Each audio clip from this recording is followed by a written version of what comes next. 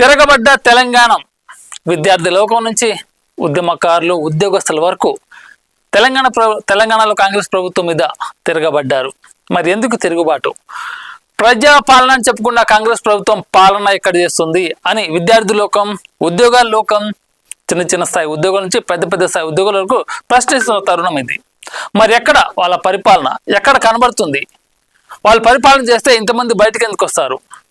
ఒకరి తర్వాత ఒకరు, ఒక ఉద్యమం మర్చిపోతాం ఇంకొంతమంది, అలా ఒకరి వెంట ఒకరు ఉద్యమం చేస్తూ ఉంటే కాంగ్రెస్ ప్రభుత్వం రేవంత్ రెడ్డి గారి ఆధ్వర్యాన పాలన ఎక్కడ జరుగుతుంది?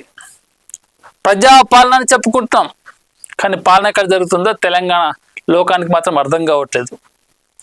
ఎందుకు తిరుగుబాటు అంటే ముఖ్యంగా తెలంగాణలో ఇలాంటి ఉద్యమం తెలంగాణ రాకముందు జరిగింది, కానీ తెలంగాణ వచ్చిన తర్వాత కూడా మళ్ళీ అదే పరిస్థితి కనబడుతుంది. ఇక్కడ ఎలక్షన్ టైంలో కాంగ్రెస్ ఇచ్చిన 6 హామీల ఊసు జాడ లేకుండా పోయింది.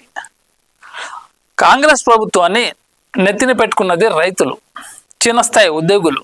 ఎన్నికల టైంలో వాళ్ళు ఇచ్చిన హామీలు నెరవేరిస్తే అప్పుడన్నా మా జీవితాలు బాగుపడతాయి అనుకుని రైతులు, చిన్న స్థాయి ఉద్యోగులు వాళ్ళు నమ్మారు. కానీ ఇచ్చిన 6 హామీలను 420 హామీలు పొందుపరిచి ఆ హామీల జాడ ఊసు లేకుండా చేసింది కాంగ్రెస్ ప్రభుత్వం. ఇక్కడ చూసుకున్నట్లయితే 6 హామీలు. మహాలక్ష్మి అంటే ప్రతి మహిళలకు ప్రతి నెల 2500, 500కే గ్యాస్ సబ్సిడీ, ఆ ఊసే లేదు. ప్రతి నెల 2500 అంటే ఏమైంది ఆ హామీ? ఆడబిడ్డలు నమ్మి మీకు ఓటేశారు కదా, వాళ్ళకి మీరు ఇచ్చిందేంటి? ఉచిత పథకం అంటే ఉచిత బస్ పథకం ఒకటిస్తే సరిపోద్దా అని ప్రశ్నిస్తున్న మహిళా లోకం. గ్యాస్ సిలిండర్ పైన సబ్సిడీ ఏంటివి? ఆ ఊసే లేదు. రైతు భరోసా ప్రతి సంవత్సరానికి కౌలు రైతులకు 15,000 ఇస్తా అంటేవి ఇప్పటికే 6 పర్యాలు రైతుల ఖాతాలు జమ చేయాల్సింది పోయి 2 సార్లు ఇస్తేవి, మిగతా 4 సార్లు రైతు బంధు ఎగ్గొడితేవి.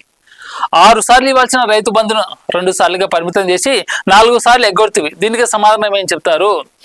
వ్యవసాయ కూలీలకు అలాగే ప్రతి పంటకు 500 బోనస్. ఎక్కడ ఆ బోనస్ ఎవరికి ఇస్తున్నావు?